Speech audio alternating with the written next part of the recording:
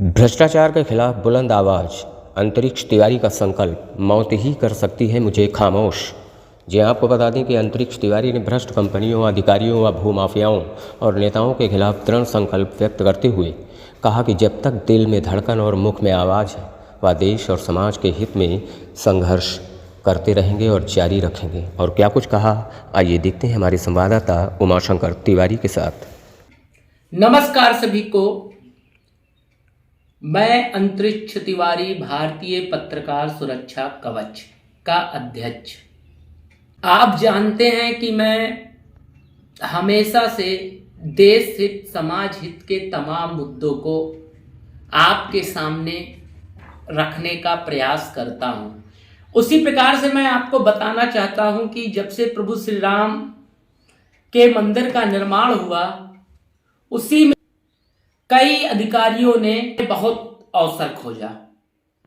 वैसे ही नाम लेने जा रहा हूं एक अधिकारी का जिनका नाम है, विकास प्राधिकरण के सचिव भी हैं, जब से सचिव बने हैं, सत्येंद्र सिंह जी। अयोध्या में पर्याप्त भ्रष्टाचार हुआ है और मैंने उनके खिलाफ जांच की मांग की है। दिल्ली सीबीआई से भी की है और उत्तर प्रदेश सीबीआई से भी की है और साथ में लोका आयुक्त में भी शिकायत की है। अगर इस शिकायत पर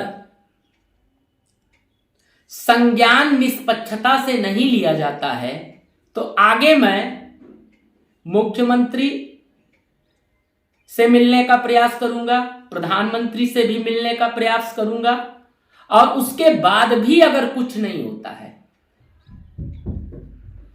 हम नहीं मिल पाते हैं, तो आगे मैं सारे साक्ष्यों को इकट्ठा करने के बाद इनके खिलाफ मैं कोर्ट जाऊंगा। हमारे प्रधानमंत्री जी का सपना है कि भ्रष्टाचार मुक्त भारत बने, लेकिन कुछ ऐसे चाटुकार नेता हैं, कुछ भ्रष्ट अधिकारी हैं, कुछ अराजक तत्व के लोग हैं जो एकजुट हो चुके हैं और एकजुट होकर वो भ्रष्टाचार को कायम रखना चाहते हैं। और अगर उनके खिलाफ कोई बोलने के लिए आता है तो वो साम दाम दंड भेद सारी क्रिया को अपनाकर अपने आप को सही बताना चाहते हैं और उसे किसी ना किसी मुकदमे में फंसा देते हैं, उसे जेल भेज देते हैं, उसके ऊपर आरोप लगवा देते हैं, उसका एक्सीडेंट करवा देते हैं, उसे मरवा देते हैं। लेकिन हमारे लोकतंत्र की एक खूबसूरती है कि सत्य कभी पराजित नहीं होता। अगर आप सत्य पर चल रहे हैं तो आज नहीं तो कल सत्य परेशान तो होगा लेकिन पराजित नहीं होगा, न्याय मिलेगा। और उसी प्रकार से अंतरिक्ष तिवारी भी किसी से डरने वाला नहीं है। जब हमने भ्रष्टाचार के खिलाफ बोलना शुरू कर दिया है तो डर किस बात की? आप मेरी जांच कराओ, मेरे पास क्या है, मैंने क्या बनाया, मेरा कुछ है ही नहीं है, सब ईश्वर का है, सब ले लो। मुझे तो सिर्फ विश्राम के लिए थोड़ा सा जगह, खाने के लिए थोड़ा सा भोजन और पहनने के लिए 2 वस्त्र चाहिए, इसके अलावा कुछ चाहिए नहीं। वो यहां भी मिलेगा, जेल में भी मिलेगा, सब जगह प्राप्त होगा। आप पूरे अयोध्या में भ्रमण कर कर देखिए कि जितने भी चीजों को सचिव जी के सानिध्य में पास किया गया, मतलब लोगों को बनाने का नक्शा दिया गया, वो क्या मानक के अनुरूप है? रामपथ पे ही देखिए, बहुत से मॉल बने, हम किसी मॉल का नाम नहीं लेंगे, बहुत से मॉल बने हैं, बहुत से बड़े बड़े दुकान बने हैं, बहुत से जो है कॉम्प्लेक्स बने हैं। रामपथ पे ऐसी स्थिति है जिनके पास न पार्किंग की व्यवस्था है, पार्किंग में की व्यवस्था नहीं है। जब जनता वहां पर गाड़ी खड़ा करती है और जब कोई शिकायत होती तो उसमें भी नुकसान किसका होता है? आम जनता का होता है। चालान किसका होता है? आम जनता का होता है। कभी भी आपने देखा कि कॉम्प्लेक्स के ऊपर चालान हुआ, मॉल के ऊपर हुआ, जो कि बिना मानक के चला रहे हैं, ना उनके पास पार्किंग की सुविधा है, ना अगर आग लग जाए तो पीछे से भागने की कोई व्यवस्था है, जो मतलब कि एक दायरा होता है, और बिना मानक के बिल्डिंग कितनी बड़ी खड़ी करी गई है। तो ये सब चीजें सवाल है, और ये जो सवाल पूछने उनसे जाएगा तो सत्येंद्र सिंह जी क्या कहेंगे कि जाओ राजनीति ना करो। पत्रकार को कहेंगे, पत्रकार को राजनीति करने का क्या फायदा है? जाओ कोर्ट चले जाओ, प्रधानमंत्री से शिकायत करो, मुख्यमंत्री से शिकायत करो, मेरा कुछ नहीं होगा। तो इसका मतलब किसी बड़े का आपके ऊपर संरक्षण है।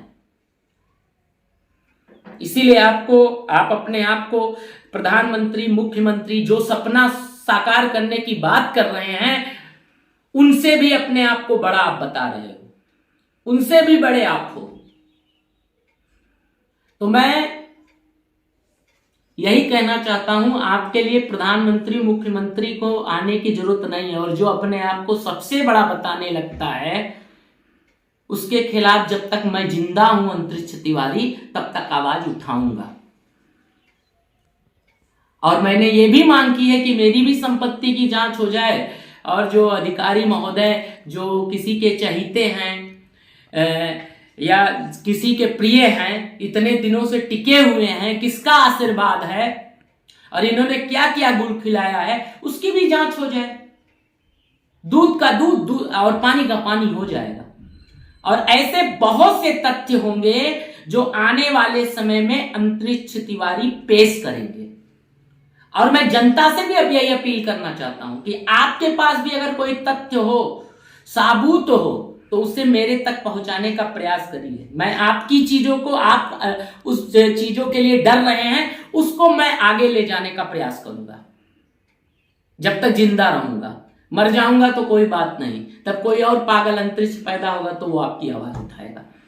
देश प्रेम, तब कोई और पागल अंतरिक्ष पैदा होगा तो वो आपकी आवाज उठाएगा। देश प्रेम, राष्ट्र प्रेम सबसे बड़ा है, उसके अलावा कुछ नहीं चाहिए मुझे।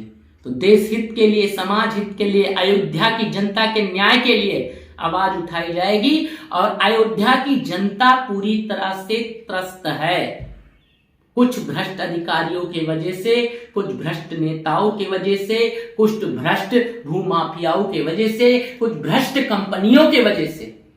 चालान किसका कटता है? आम पब्लिक का कटता है। कार्रवाई पर की जाती है, गरीब ठेले वाले पे की जाती है,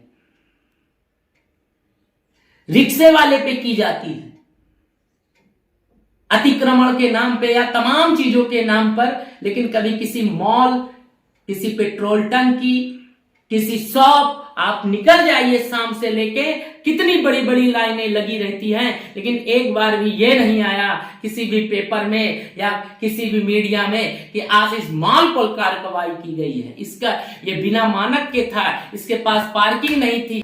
तो इसी चीज को बदलना चाहते हैं कि आप गरीब को परेशान करना छोड़ दीजिए। जो सबको शोषित कर रहा है, जिसके वजह से सब पीड़ित हो रहे हैं, उन पर कार्रवाई कब होगी? यही तो हम लोग मांग करते हैं कि न्याय और लोकतंत्र, संविधान सभी के लिए है, बराबर है, और सबको आजादी है इसमें बोलने की। तो सबको बराबरी का दर्जा के लिए आपको कुर्सी पर बिठाया गया है कि आप अपने फायदे के लिए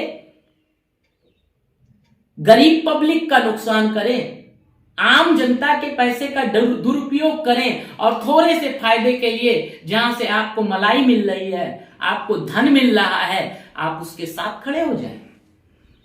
लेकिन जिसके पास साक्ष्य रहेगा, जिसके पास सबूत रहेगा, जिसे न्याय प्रक्रिया में विश्वास रहेगा, वो सत्य की लड़ाई लड़ेगा। मेरे पास आने के लिए कुछ है और ना कुछ जाने के लिए कुछ है, लेकिन कम से कम आप अपने लोकतंत्र और संविधान जिस पद पे आपको बैठाया गया है उसकी मर्यादा का पालन करिए, उसका दुरुपयोग मत करिए। आप सबको एक पक्षीय ताकिए, दो पक्षीय देखने की आवश्यकता नहीं है। जब आप सुधरेंगे तभी व्यवस्थाएं सुधरेगी। प्रधानमंत्री जी, मुख्यमंत्री जी व्यवस्था सुधारने नहीं आएंगे, आपको स्वयं से इस व्यवस्था को सुधारना पड़ेगा।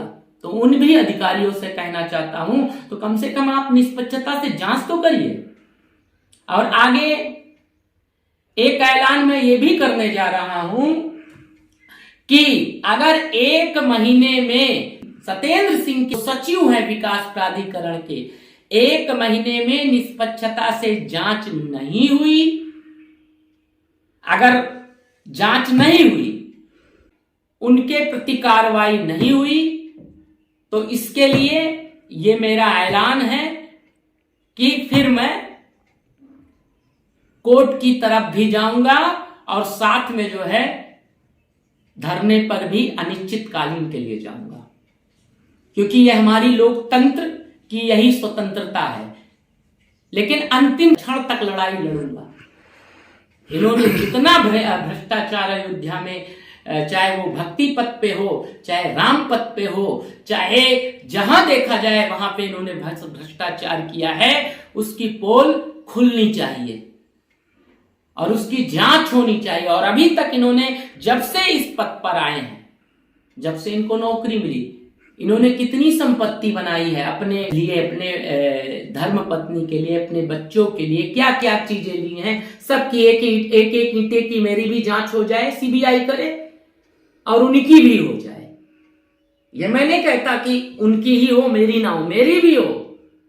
मेरी सिर्फ एक ही विचारधारा है, देश हित, समाज हित, भ्रष्टाचार मुक्त भारत, जो हमारे प्रधानमंत्री जी का सपना है, मुख्यमंत्री जी का सपना है, जो हमारे देश के पूर्वजों का सपना था, उसके लिए कोई ना कोई हमेशा क्रांतिकारी पैदा होगा और उसके लिए आवाज बुलंद करेगा। तो जब तक जिंदा रहूंगा किसी के आगे झुकूंगा नहीं, डरूंगा नहीं। सिर्फ हमें झुका और डरा तो सकते नहीं, सिर्फ मुझे मरवा सकते हो और जेल भिजवा सकते हो। और जेल भिजवा दोगे तो वहां पर भी कोई ना कोई अभियान छिड़ी जाएगा, वहां पे भी कुछ ना कुछ कमियां होगी। तो सिर्फ मरवाने के अलावा आप सबके पास कोई ऑप्शन नहीं है। ये भूमाफिया सुन ले, ये भ्रष्ट अधिकारी सुन ले, ये भ्रष्ट नेता सुन ले, ये भ्रष्ट कंपनी वाले सुन ले, सबको यही कह रहे हैं, सिर्फ मेरा एक ही ऑप्शन है, आप मुझे मरवा दो। मैंने सब आज से 2 साल 3 साल पहले ही कह दिया था, आप सब करा दीजिए। लेकिन जब तक मेरा जबान चलेगा और दिल में धड़कन चलेगी, तब तक मैं आवाज उठाऊंगा, ये याद कर लीजिएगा। बस इतने कहना चाहता हूं। वंदे मातरम, भारत माता की जय।